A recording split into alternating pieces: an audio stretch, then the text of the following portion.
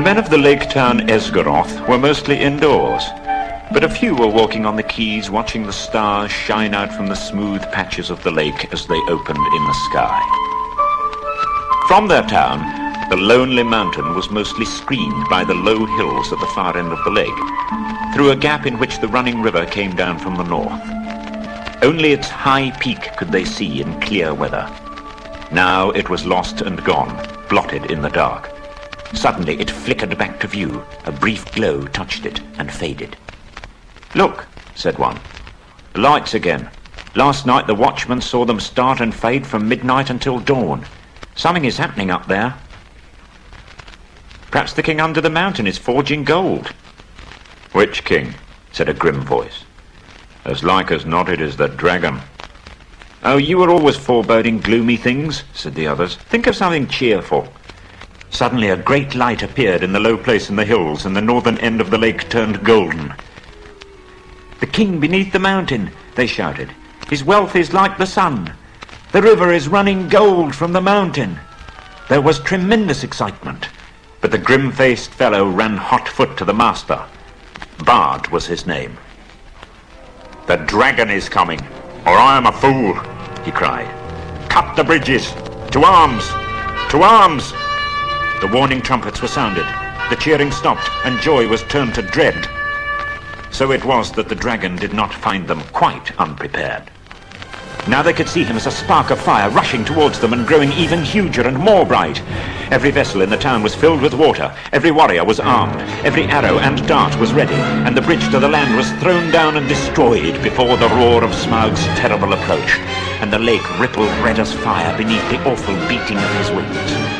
Amid the shrieks and wailing and the shouts of men, he came over them, swept towards the bridges, and was foiled. The bridge was gone, and his enemies were on an island in deep water. Roaring, he swept back over the town. A hail of arrows leapt up and snapped and rattled on his scales and jewels, and their shafts fell back, kindled by his breath, burning and hissing into the lake. At the twanging of the bows and the shrilling of the trumpets, the dragon's wrath blazed to its height, till he was blind and mad with it. No one had dared to give battle to him for many an age, nor would they have dared now if it had not have been for Bard, who ran to and fro, cheering on the archers and urging the master to order them to fight to the last arrow.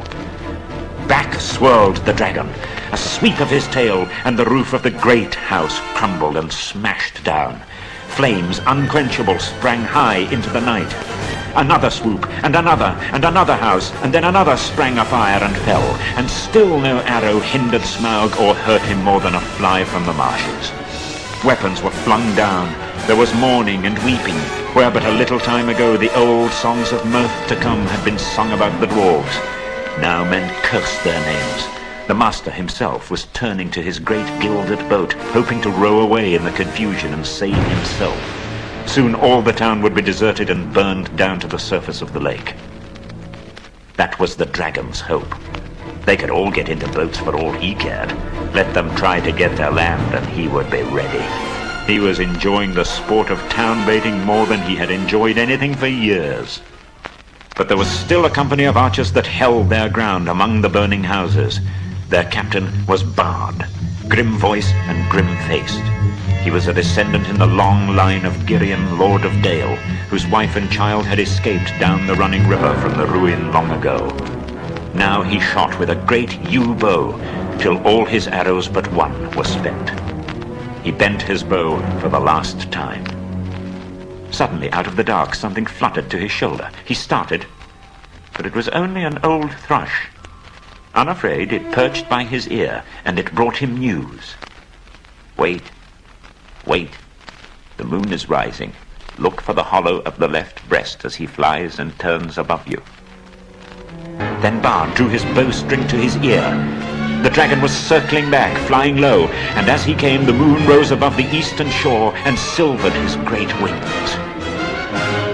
"Arrow," said the bowman. "Black Arrow, I have saved you to the last. You have never failed me, and always I have recovered you. I had you from my father, and he from of old. If ever you came from the forges of the true king under the mountain, go now and speed well. The dragon swooped once more, lower than ever. The great bow twanged. The black arrow sped straight from the string, straight for the hollow by the left breast where the foreleg was flung wide. In it smote and vanished, barb, shaft and feather, so fierce was its flight. With a shriek, Smaug shot spouting into the air, turned over and crashed down from on high in ruin. Full on the town he fell. His last throws splintered it to sparks and gleams. The lake roared in. A vast steam leapt up, white in the sudden dark under the moon. There was a hiss, a gushing swirl, then silence. And that was the end of Smaug and Esgaroth.